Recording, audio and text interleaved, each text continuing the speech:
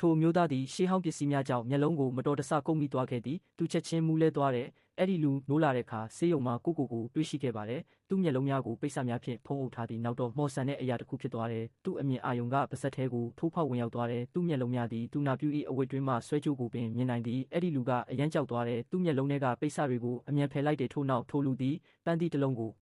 ကောက်ယူလိုက်သည်သူ့တပည့်များသည်ရွှေရောင်ပြောင်းသွားကပန်းသီးအတွင်း၌ပိုးကောင်တစ်ကောင်ကိုတွေ့နိုင်သည်ဒီအချိန်မှာဆရာဝန်ရောက်လာတယ်ထိုလူကမောကြည့်ကမျက်လုံးများဖြင့်ကြည့်နေ၏မတ်ကတဆင့်ဆရာဝန်ရဲ့မျက်နှာမှာမှဲ့ကိုတွေ့လိုက်တဲ့အဖြစ်မှန်ကိုအတည်ပြုရန်ဆရာဝန်အားမျက်နှာဖုံးကိုချွတ်ခိုင်းသည်ဟုတ်ပါတယ်မဲ့ကသူမြင်ဘူးတဲ့ပုံစံအတိုင်းပါပဲအဲ့ဒီအမျိုးသားဟာဓာတ်မှန်ရိုက်တဲ့အမြင်ရှိတယ်လို့ယုံကြည်တဲ့အတွက်ဆေးရုံကဆင်းခွင့်ရခဲ့ပါတယ်နောက်တစ်နေ့တွင်ထိုလူသည်ရှေးဟောင်းဈေးတစ်ခုသို့သွားခဲ့သည်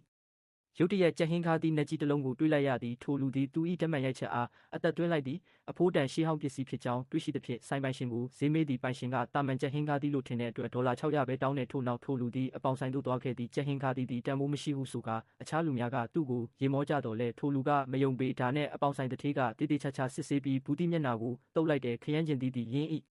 အတွင်အပြင်ကိုထင်ရှားစေသည်ရင်းဤတန်ဖိုးမှာအ ਨੇ ဆုံး100တူညဖြစ်သည်ဆိုင်ပိုင်ရှင်ကအခင်းဖြစ်နေရာကိုမြင်လိုက်ရတော့လုံးဝကိုစိတ်မကောင်းဖြစ်သွားတယ်ပိုင်ရှင်ကတခွားသီးကိုဒေါ်လာ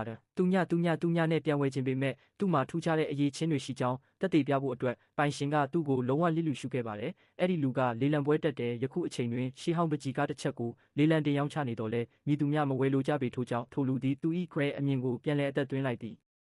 ဤတာမန်ပကြီးအောက်တွင်ဝတ်ထားသောနောက်ထပ်ပကြီးကားတစ်ချက်ကိုသူတွေ့ရှိခဲ့သည်ဒါကြောင့်အဲ့ဒီလူကဝယ်ဖို့ဒေါ်လာ30တူညသုံးဆွဲခဲ့တယ်ထို့နောက်ပကြီးကားကိုအပေါင်ဆိုင်တစ်ထေးထံအကဲဖြတ်ရန်ပေးခဲ့သည်တစ်ထေးကပကြီးကားနဲ့ပတ်သက်ပြီးထူးထူးခြားခြားတစ်ခုခုကိုချက်ချင်းမြင်လိုက်ရတယ်တာမန်ပကြီးကားအောက်မှာလက်ရတစ်ခုဝတ်ထားတယ်ဆိုတာသိလိုက်ရတယ်တာမန်ပကြီးကားကိုကာကွယ်ရန်အသုံးပြုခဲ့သည်နောက်ဆုံးမှာတော့တစ်ထေးကနာမည်ကြီးပကြီးကားတစ်ချက်ကိုဒေါ်လာ30 တန်တန်တယ်လို့ဆုံးဖြတ်ခဲ့ပါတယ်ဒီ